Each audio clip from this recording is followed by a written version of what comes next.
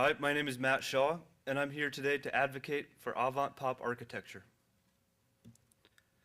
Since modernism, a moralist vogue for the abstract eliminated much of the figural, or more specifically, the literal.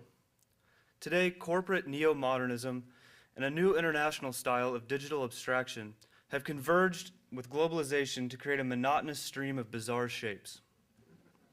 Additionally, abstraction, both neo-modernist and parametricist, has become the language of corporate headquarters, luxury hotels, extravagant condominiums, and art museums.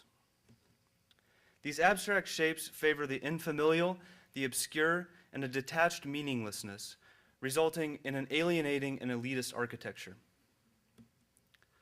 One solution to this could be what is known as the literal, which offers a specific referential form that is easier to identify and thus identify with.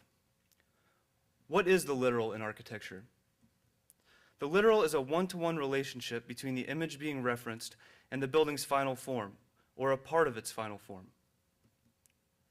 The literal appeared in antiquity in reliefs on Romanesque cathedrals, in caryatids, and in follies.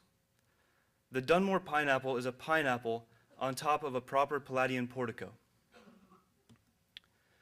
Lucy the elephant is a more recent folly. Architectural parlante is a technique where the form of a building visually communicates function. This is the most common use of the literal. For this thesis, the most important literal is the context-specific monument, where pop imagery functions to symbolize cultural difference and an attempt at specific collective identity. This is Minnesota, Iowa, Hawaii, Florida, California, and the tomato capital of Canada. This is the comparative method applied to parse the literal versus abstract. We have recognizable versus obscured, and one-liner versus zero-liner. This one is very important, as critics often call the literal a one-liner. But abstraction is a zero-liner. It communicates nothing because no one gets it. And one is better than zero. Further comparative method illustrates that the literal is a ship. It is not inspired by a ship. The literal looks like one thing, not many things with multiple readings. It is not abstract or over-manipulated. Today, a resurgence of the literal is appearing as advanced digital technique is no longer novel on its own. Two questions have arisen. What do we make with our newfound skills, and how do we replace this fading novelty? I suggest that this resurgence of literalism is part of a broad phenomenon called Avant-Pop Architecture. The literal, in the purest sense, is on one end of a spectrum, and on the other is the purely abstract. Today's Avant-Pop architecture falls in the middle of the spectrum. It is just before the breaking point between abstract and legible, incorporating more advanced and refined building technique with the literal being one part of the project's final image. This is OMA's RAK Convention Center, which looks like the Death Star from Star Wars. This is Mark Gage's Nicola Formichetti Hong Kong, which is an aggregation of pandas. This is a crown for Prentice Women's Hospital by Bureau Spectacular. And these are massimals by design office Takabayashi Scroggin. Avant-Pop is inspired by the popular architecture of historical follies, roadside vernacular, and postmodern architecture of Venturi Scott Brown, Charles Moore, and others. These are the figural voids of Angie Ko, and a similar project by Will Wiles, which uses a figural void to subvert a Swiss minaret band. The wooden frame in Fat's villa at Hoogvliet shows slightly abstracted industrial factory buildings distilled into simple graphic images. Around the entrance is a mass of stylized trees. These shapes are meant to evoke the history of the area as pastoral and industrial simultaneously. Ball Nogue Studio is using the literal as a counter-argument to digital abstraction and globalization via iconography derived from the surrounding landscape of LA, a speedboat, and a Volkswagen. This sort of dumb cultural reclamation ties the project to its context. Avant-Pop architecture is like a processed image, a filter applied to a photo or a remix, a visually stimulating artwork which still resonates with the experiences of everyday people.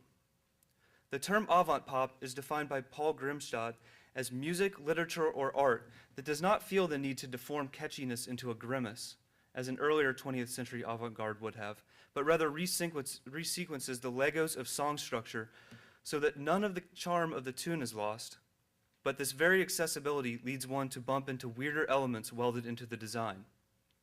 This formal and political attitude of non-judgmental artistic equality could be analogous to the breaking down of real social and political hierarchies.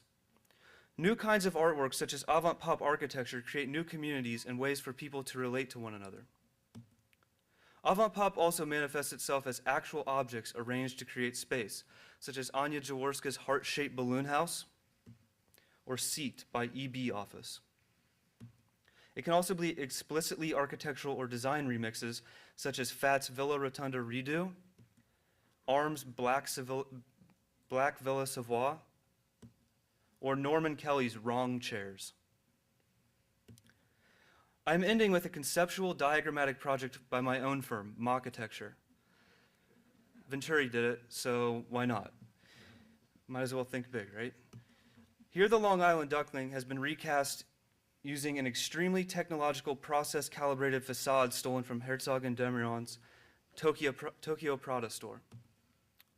I call it the well-built duck. It is the ideal avant-pop building. As architecture and design are increasingly discussed with supposedly democratizing terminology such as participation, collaboration, interaction, and so on, one word gets left out: representation. Architecture remains a physical, formal, and material practice. Representation is important to consider for two reasons. First, it is how we make the invisible visible, formally and materially. Secondly, it is at the root of the concept of democracy. Conflating the two meanings of representation, I'm interested in the ways that architects can make people feel represented in the process of informing the aesthetics of architecture, and thus in the making of the image of society. Abstraction is the 1%. It is the language of the luxury condo, the outmoded institution, algorithmic obfuscation, and the alienation of social relations. I advocate the purging of bourgeois abstraction and good taste.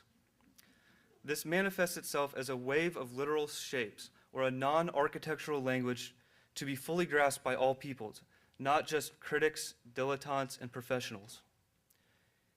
It's not that hard to figure out that a hot dog-shaped hot dog stand is awesome. The recognizable elements of avant-pop architecture offer a gateway into the artistic treatments mediating between kitsch and sophistication, and possibly engaging broader publics. Thank you.